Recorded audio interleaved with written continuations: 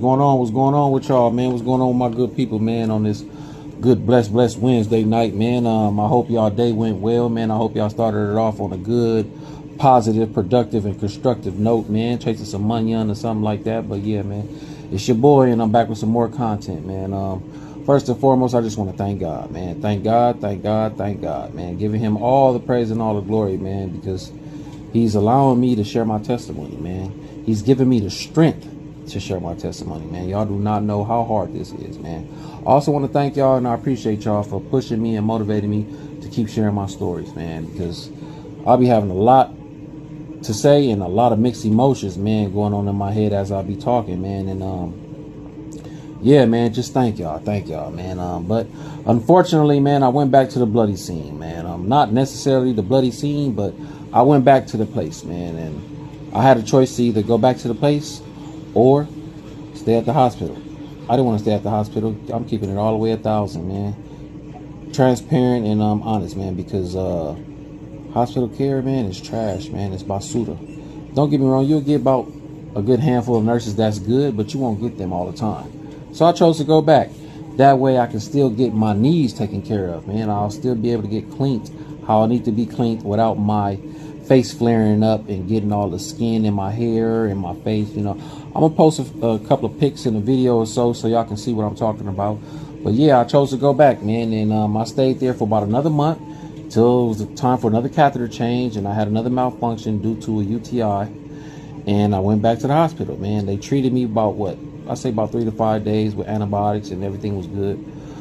This 5th day they was gonna discharge me and everything, and when they came in there, you know, my family was there, man. My brother, his wife, my sister-in-law, you know, my sis, and my niece was there. And they came in and said, sorry, we cannot discharge you there because they said they don't have no RN there. And I'm like, no RN? I'm like, man, anytime I've been here at this hospital, I've been coming to this hospital 2.5 years, y'all always discharged me, and there's never been an RN there. Yeah, the RN comes later on that night or the next morning to do the paperwork, but it's always the LVN and the CNA. So basically, I'm like, all right, whatever, you know. They basically told me, you know, that's against the policy. We can't do that unless you want to sign AMA. AMA is against the medical advice. And I was like, no, it's cool. I'll stay.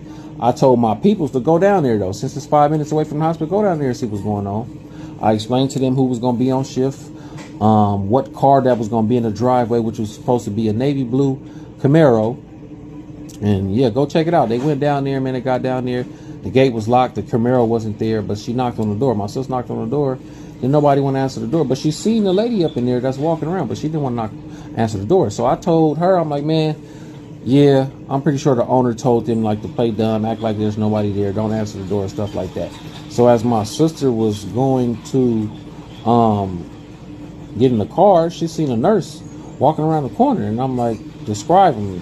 And she described him, like, yeah, that's him. So long story short, she started pressing him and everything, and he playing dumb. He don't want to answer. He act like, you know, he don't know what she talking about and stuff like that. So I hear him say wanji, and wanji is a word as they saying excuse me or yes or pardon me when someone's saying something and they didn't hear them or something. And they use that language in Uganda, which is a country in East Africa, and Luganda is a language that they use in the central part of Uganda, basically a formal language that everybody can use instead of them using, you know, their other tribe languages if they don't know how to use that. I learned that language off of YouTube, and I had to learn it off of YouTube because they was always in my room speaking it, and I knew they were talking about me. So when I learned it off of YouTube, it was things they were saying, what they would say dealing with me, I said in English and translate them like, no, do this and do that. So now they start to have the dumbfound look on them like, whoa, he know Luganda. So then they start to speak Swahili. So I learned a little Swahili at that too. But long story short, man, yeah, that's what happened, man. I learned all that. So when I told her that, she was basically pressing me, was like, it's all right, you don't gotta tell me nothing. I'm going to report this. I'm gonna write everything down and I'm just gonna report it. Have a nice day. Boom, got in the car, you know, and got on. And as they turned the corner, that same corner he was walking around, why they see the navy blue Camaro parked around the corner. So exactly what I said. The owner told him to leave, lock the gate, and act like, you feel me, no one's there. But knowing him, you feel me, he was in the wrong because, for one, there's 2 patients in there with a trach. And if y'all don't know what a trachea is a tube that they put down your throat to help you breathe. And you have to get it suction. Suction is basically getting it vacuumed. They get the mucus and all that other stuff, spitting all that vacuumed out your throat. That's the only way they can clear your throat. And a respiratory therapist, a LVN or RN, nurse practitioner or a doctor, those are the only people that can use that machine, to suction the patients. And there was no LVN, RN, or none of that in the house. There was just a CNA. So he was in the wrong. So, hey, if we reported it, they'll basically mess with his license. Long story short, man, I went back. I was at the hospital. I ended up staying at the hospital for about, about 3 months, maybe 4 months, until they found a boarding care. And yeah, I went through hell, man. I was broke. My face was broken out. I had rashes and white spots all on my face because they wasn't cleaning me right. But thank God I ended up coming to this place, and it was owned by an Armenian lady. And when I got in my room was shared with this guy named Wu, man. And big shout out to Wu, man.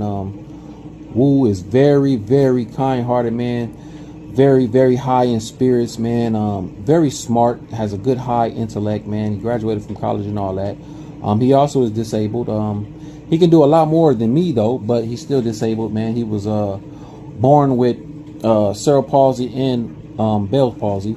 So if you don't know what that is, man, look it up, man. But big shout out to Wu, man. I will be posting a video of him so y'all can see how he is and how he talks, man. But big shout out to you, man. Peace and blessings to you as well, man. I appreciate you, man. And he actually told me, man, keep doing your story, man. It's inspiring me, and I'm actually flattered that you're doing it, but keep doing it, man. People need to hear it, man. And again, man, yes, it's for awareness for y'all, man, because it could be you, a family member, friend, or loved one, and if it's too late for anybody to speak up, they could be dead. So y'all need to speak up, man. And I appreciate y'all, man, and God bless y'all, man, and peace and blessings, man. Thank y'all. Continue to like, share, and comment as well, though, man, before I forget.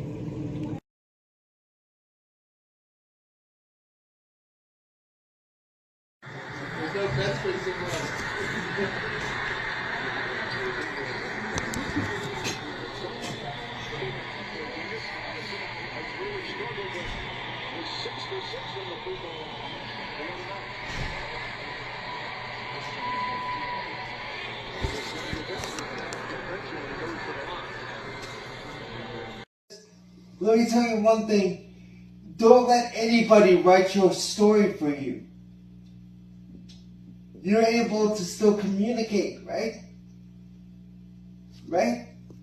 So don't let any motherfuckers or biatches or a combination of the two, those exist. Don't let any of those people let them write your story.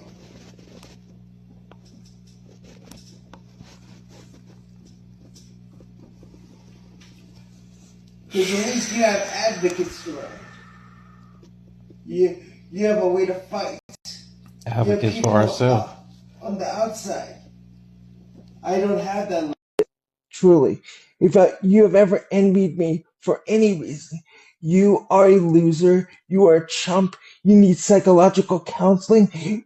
You need to grow up. At the very least, you are a fool if you envy me in any way or have envied me in any way.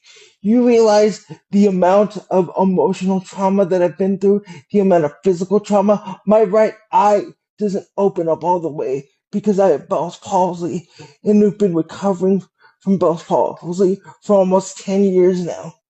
For you to envy me, or for anyone to envy me, that speaks volumes of the person you are to envy me.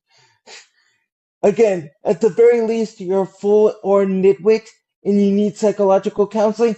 At the very most, you are a loser. And I really truly mean that. For anyone to envy somebody like me, or in my physical condition, or the amount of trauma that I've been through, I'm the last person to envy. And it's ridiculous, and it's baffling, and it speaks volumes of the people that have envied me to envy me. So if you envy me, please enroll yourself into some counseling, or go on some introspective journey, because quite frankly, It's insulting to me that you envy me, especially when most people are able-bodied and able to do so much more with their lives than me. Thank you for your time.